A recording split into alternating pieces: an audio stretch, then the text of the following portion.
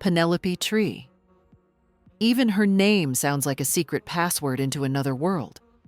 Say it out loud and you can almost hear the soundtrack of swinging London in the background.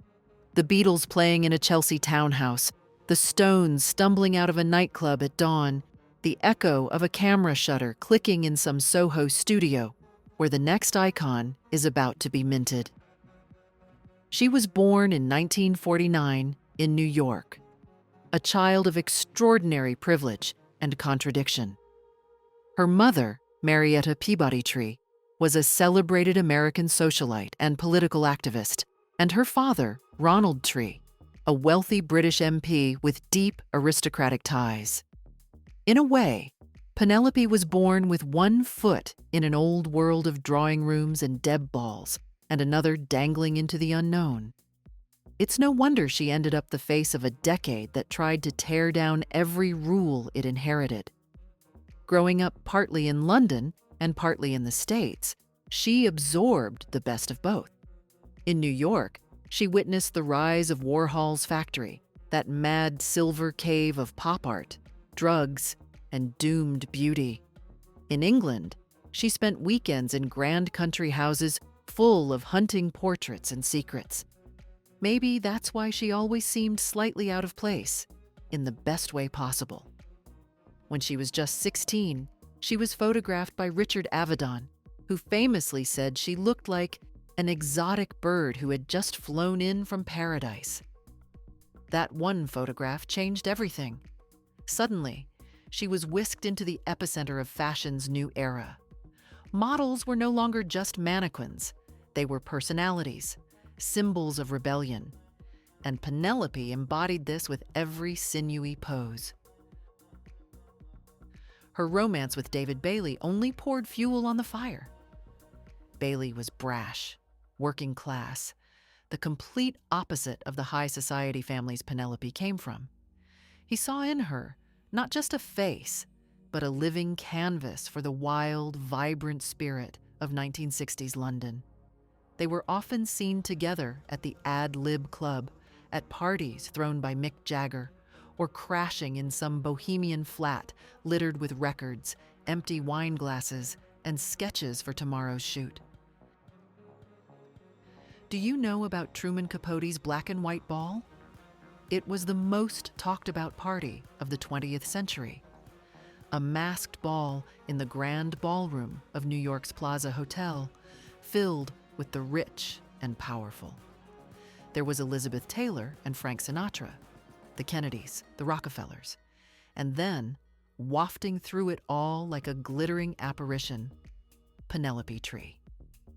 Only 17, wearing a tiny black tunic and painted silver stars around her eyes, she made the glitterati gasp.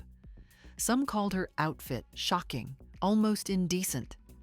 But for the artists, the dreamers, the ones who knew this world needed shaking up, she was perfect.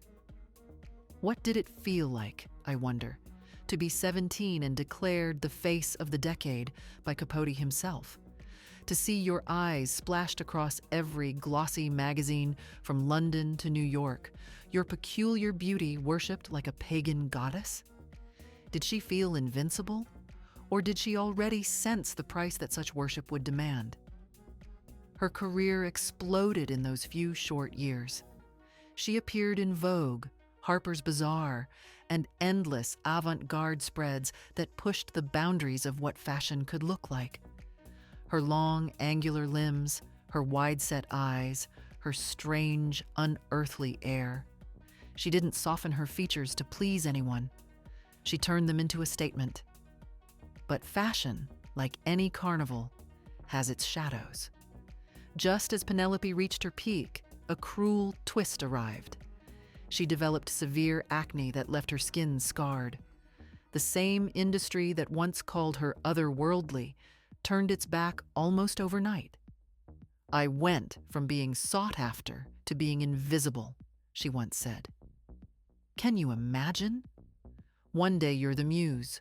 The next you're too flawed for the very people who made you a star. So what did she do? She disappeared. But not in the tragic, self-destructive way so many of her peers did. She retreated to find a quieter life, turning to Buddhism, to causes that needed a heart more than a face. Some say she never stopped being that strange bird Avedon first saw. She just flew to a different part of the sky, away from the flashbulbs and the critics. Ask yourself, is it worth it? Would you trade your youth for immortality in a handful of black and white photographs? Would you let the world devour your beauty, only to spit you out when you no longer fit its idea of perfection? Yet maybe Penelope Tree didn't just get used by fashion. Maybe she used it too. Look at the models who came after her. The alien beauties of the 90s, the androgynous waifs, the strange, hypnotic faces on today's runways. They owe her. She cracked open the rigid beauty standards of her time and let the weirdness in, made it not just acceptable, but desirable. So the next time you see an image of Penelope, those eyes rimmed in dark liner, that slight smirk like she's in on a secret you'll never know. Remember that she was more than just a muse. She was a spark. And some sparks never really go out. If you could ask her one question, what would it be? What happens when the party ends, when the lights come up and the mask slips?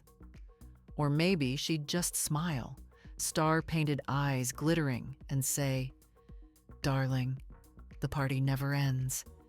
It just changes rooms."